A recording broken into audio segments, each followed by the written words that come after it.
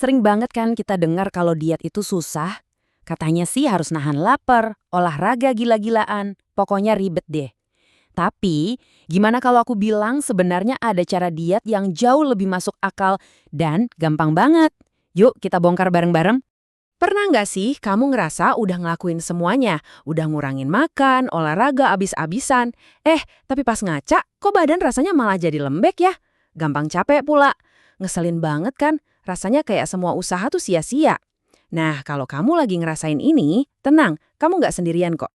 Nah, ini nih kemungkinan besar biang keroknya. Mungkin selama ini fokus kita itu sedikit keliru. Dengerin baik-baik ya, musuh utama kita itu sebenarnya bukan angka yang ada di timbangan loh. Oke, kita masuk ke bagian pertama. Siap-siap ya, karena alat yang selama ini jadi patokan kita, yaitu timbangan, ternyata bisa jadi tukang bohong yang handal.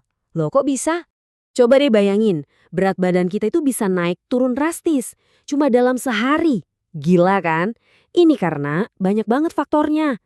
Kamu minum air lebih banyak, berat bisa naik. Habis makan yang asin-asin, badan nahan air, berat naik lagi. Belum lagi siklus hormon, atau bahkan cuma karena porsi nasi yang kita makan kemarin. Jadi jelas kan, ngandelin timbangan doang itu nggak akurat. Sekarang kita sampai ke inti masalahnya. Ini bagian yang paling penting, yang bisa jadi bakal ngubah cara pandang kita soal diet selamanya.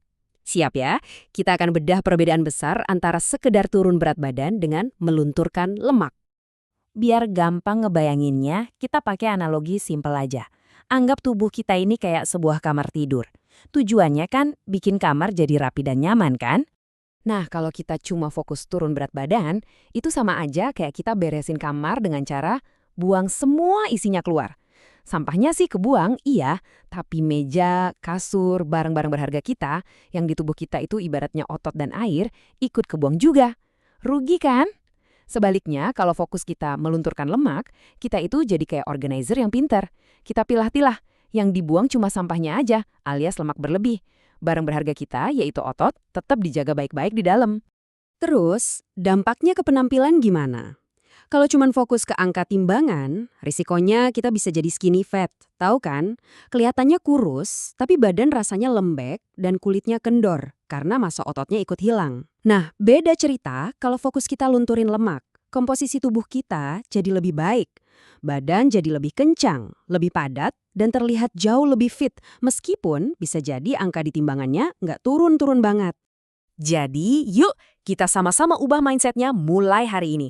Tujuan kita bukan lagi sekedar turun berat badan, tapi lunturkan lemak, pertahankan otot. Ini adalah tujuan yang jauh lebih cerdas dan pastinya lebih sehat untuk jangka panjang. Oke, aku tahu pasti ada yang mikir, tapi aku pernah diet ketat banget, turun 5 kilo. Sebulan kemudian malah naik 7 kilo. Siapa yang pernah ngalamin efek yoyo kayak gini? Nyebelin banget kan? Pertanyaannya, kenapa sih bisa begitu?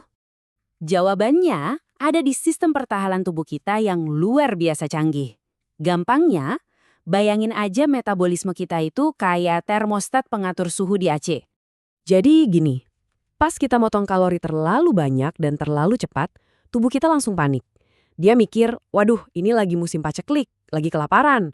Nah, respons alaminya, si termostat metabolisme ini langsung diturunkan suhunya. Tujuannya buat hemat energi. Akibatnya, pembakaran kalori jadi super melambat dan penurunan berat badan kita pun berhenti. Nah, inilah yang sering disebut fase plato. Oke, kita udah tahu kan biang keroknya. Terus gimana caranya ngakalin si termostat yang bandel ini dan mulai melunturkan lemak dengan cara yang benar? Tenang, ada resep jitunya. Ingat ya, kuncinya itu tetap di defisit kalori. Artinya, kalori yang masuk harus lebih sedikit dari yang keluar. Tapi tunggu dulu, ini bukan berarti kita harus potong kalori secara ekstrim dan membabi buta. Ada caranya, yaitu dengan cerdas. Ini dia 3 strategi utamanya. Pertama, cukupi asupan protein dan serat. Ini penting banget buat ngejaga massa otot kita dan bikin kita kenyang lebih lama. Kedua, pilih karbohidrat kompleks sebagai bahan bakar yang berkualitas. Dan yang ketiga, yang sering banget dilupain, latihan beban itu wajib. Kenapa? Karena otot itu ibarat pabrik pembakar kalori kita. Makin besar pabriknya, makin ngebut metabolisme kita. Bahkan pas kita lagi rebahan. Yuk, kita lihat contoh gampangnya. Coba deh, besok-besok ganti nasi putih dengan quinoa atau shirataki. Atau roti tawar putihnya diganti sama roti gandum utuh. Suka ngemil kentang goreng? Coba ganti dengan ubi panggang. Kelihatannya sepele ya, tapi percaya deh, perubahan-perubahan kecil kayak gini dampaknya luar biasa loh. Nah, bagian ini juga nggak kalah pentingnya. Walaupun kita bisa belajar sendiri, ada kalanya kita memang butuh bantuan dari ahlinya. Dan jangan pernah ragu untuk itu ya. Tolong perhatikan baik-baik ya, kalau penurunan berat badan kita terlalu drastis dan cepat, atau kita terus-terusan ngerasa lemes dan pusing, itu udah lampu kuning.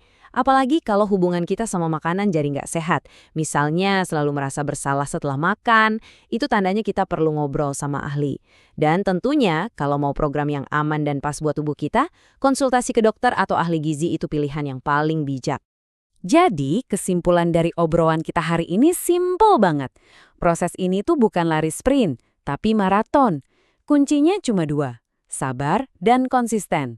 Jadi nikmati prosesnya ya. Kalau info ini ngerasa ngebantu kamu, jangan lupa disimpan biar bisa dilihat lagi nanti.